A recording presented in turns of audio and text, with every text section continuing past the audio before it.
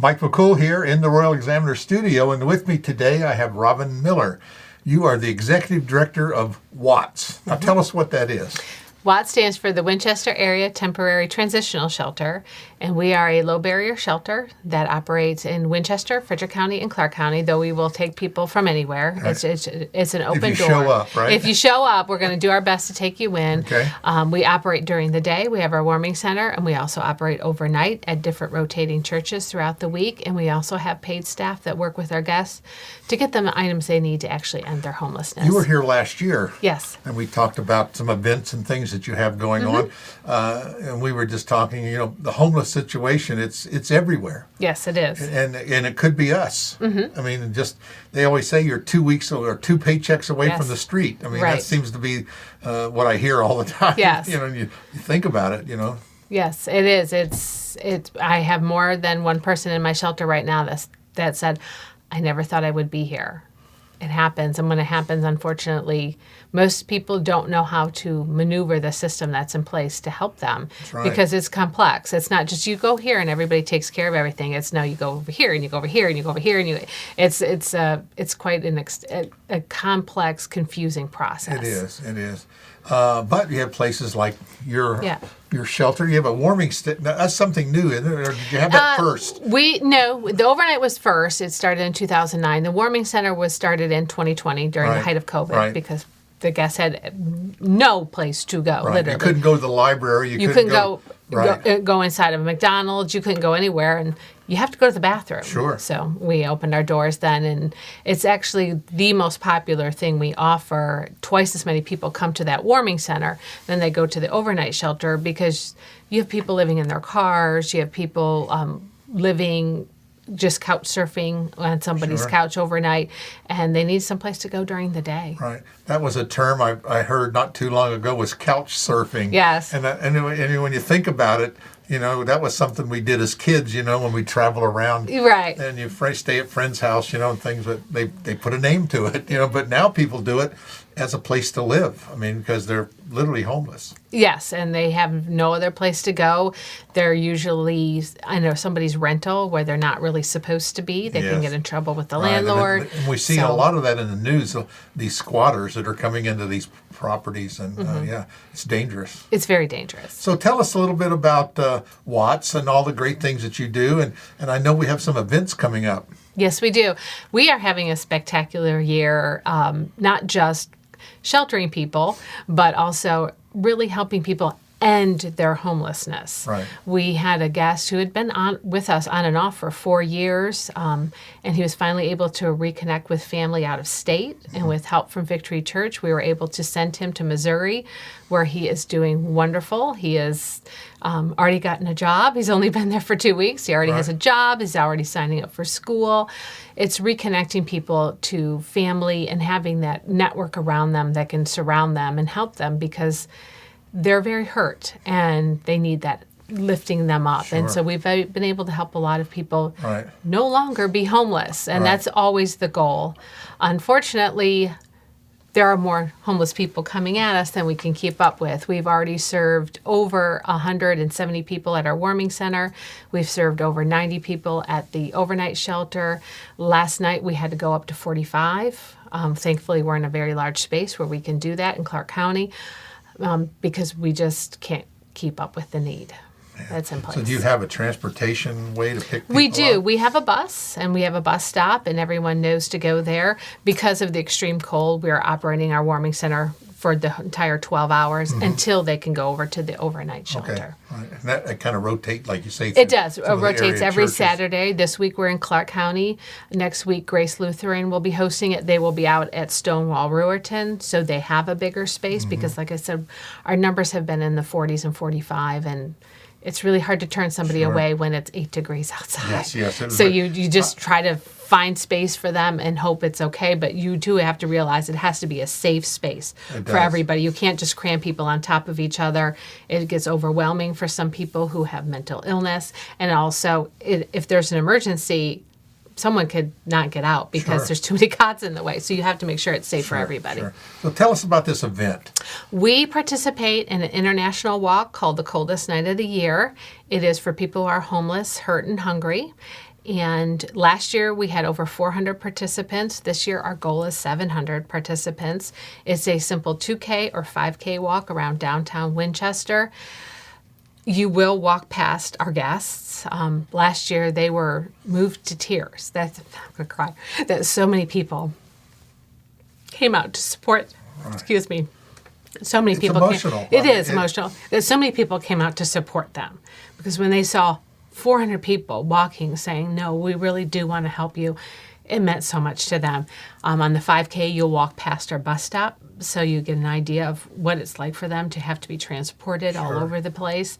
And you get to see a little bit of downtown Winchester. It'll end inside Braddock Street United Methodist Church, where there'll be a soup kitchen, because we want to give people an idea of what it's like for them to always have to walk, to always have to be in motion.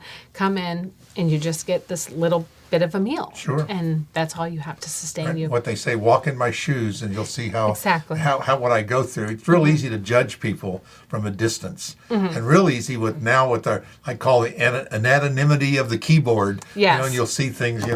I'm sure we'll see them on this story when we post it on social media. Well, they just get a job. It's just not as easy as just go get a job. No, I wish it were. 79% of my guests have severe mental illness, which keeps them from being employed. Right. And also, you have to think about, well, if you go get a job, how do you get to that job? Like, we have a guest right now that he does have a job, but we're way out in Clark County, and he works in the city of Winchester. How does he get from Clark County to the city of Winchester by his job starting at 6 a.m.? Right. He's got to be transported, and how does he get back? And it's not only the city of Winchester has transportation. If we're out in the counties, how do they get back to go to work every day? And is your employer going to be understanding of that situation? And most of our local employers are very understanding, but it's difficult, and we don't always have a way for them to shower, and just little things like that. Little things that we take for granted. Yes. That's the thing. We take so much for granted. We think the water's always going to be on, the electricity's always going to work, and we're always going to have a job. And sometimes things happen. I mean, companies, we're seeing it in the national news where even Google's lays off, 7,000 workers. I mean, of course, they have several 100,000, but still, those 7,000 people didn't expect to be laid off. No, not at all. I mean, during the pandemic, Trex had to lay off, and that's one of our largest employers. Right. And it's not their fault. They couldn't work. get in supplies, so Yeah. they had no work. But for a lot of people, they were not anticipating that in a national, emergency. That wait a minute, I lost my job too. It's it can happen to anybody. Very few people now have rainy day funds. What we used to call them is when we were growing up. You save. But now it's like we spend.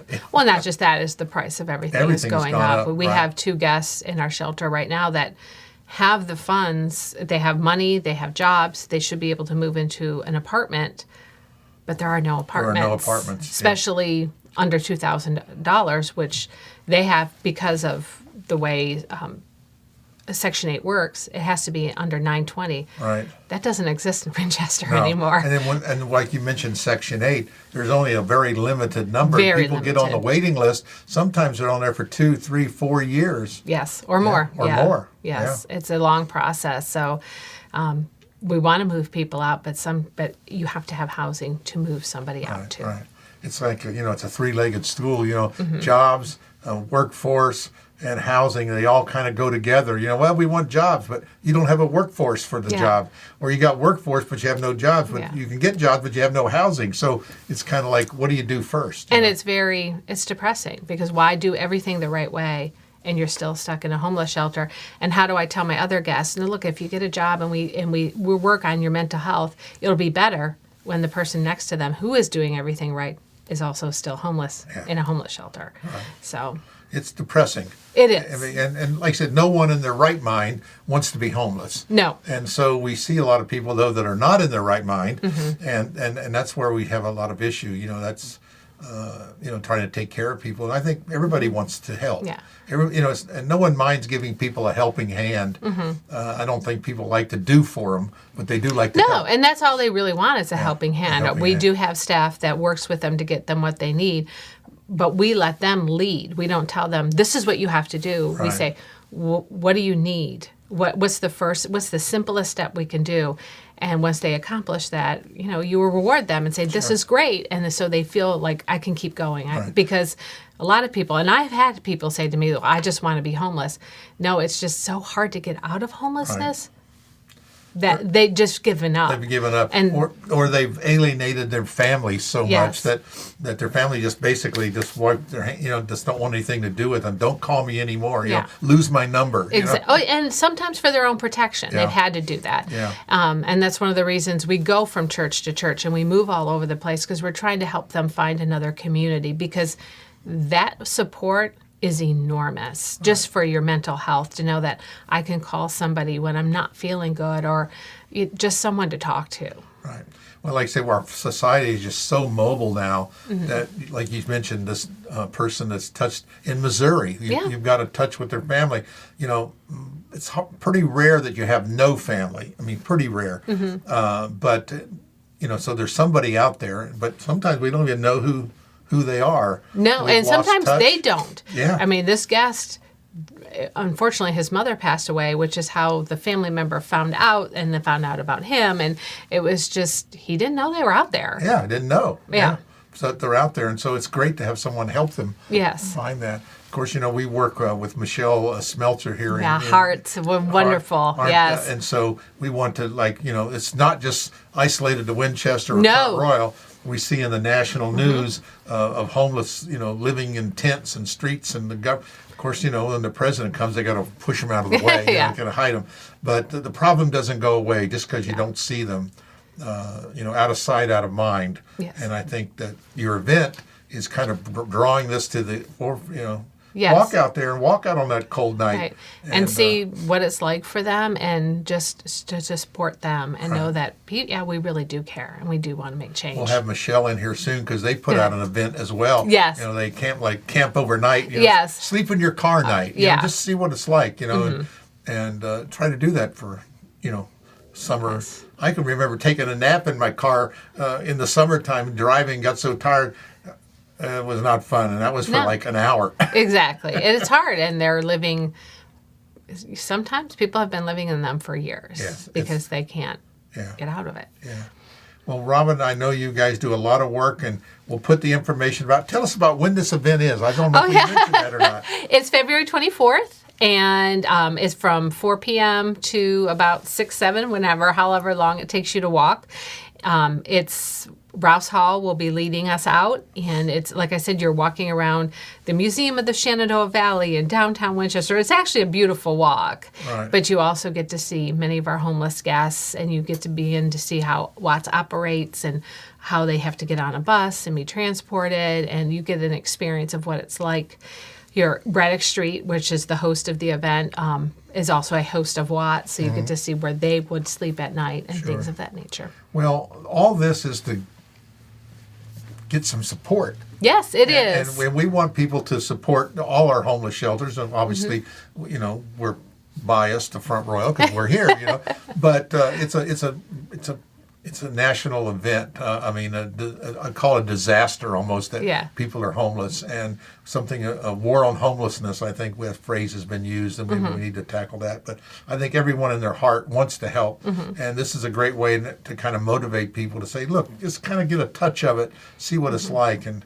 Yes, we've been operating. Loosen up that pocketbook a little bit. Yeah. True, we've been operating right now because of the inclement weather for 24 hours a day, and while we have a budget. I did have a budget for some snow days, not 7 days worth of snow days. And if we have another one in February, it's quite frankly, we need money. It's a lot of money to operate 24 hours a day. It does, and you get a lot of volunteers, but you still have some. You have to have some paid staff. We do. Well. We have to have trained paid staff to handle certain situations with our guests, and it's. I mean, you love the volunteers, but the volunteers there are to love our guests. The staff is there to make sure the rules are being followed for everybody's safety. Right.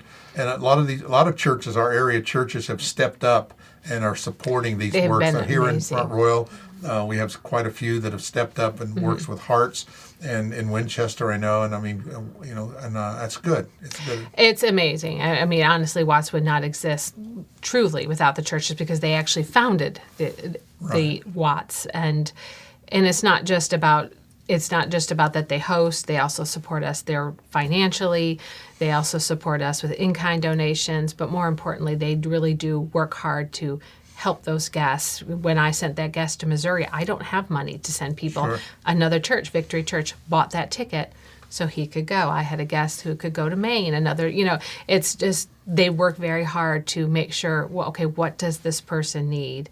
And they will come and surround them and help them. Well, we want to continue the work. Yeah. Well, actually, we want to do away with it. We don't want this to ever happen, but we have it. Honestly, our goal at Watts Work yourself out, right? is to be non-existent Yes. because there's some place for them to go. I mean, I know people think that's odd, but it's like, Yeah. no, I don't want Watts to have to exist Right. because that means everybody has housing. That's right. And that's the ultimate goal. Yeah, it is.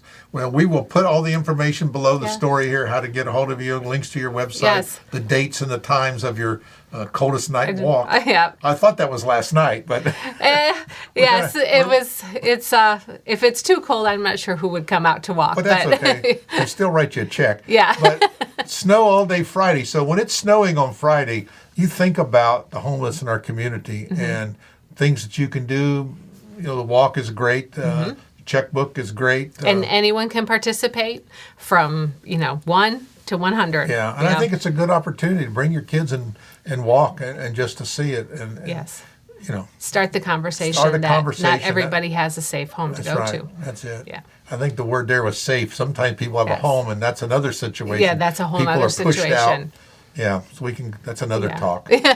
Robin, again, so much. I really appreciate all the work that you do, and of course, all the other organizations in our community as well. Mm-hmm. And we'll see you. Let us know how the walk goes. I will. All right? Thank you so Thanks, much. Robin. Thank All right. you.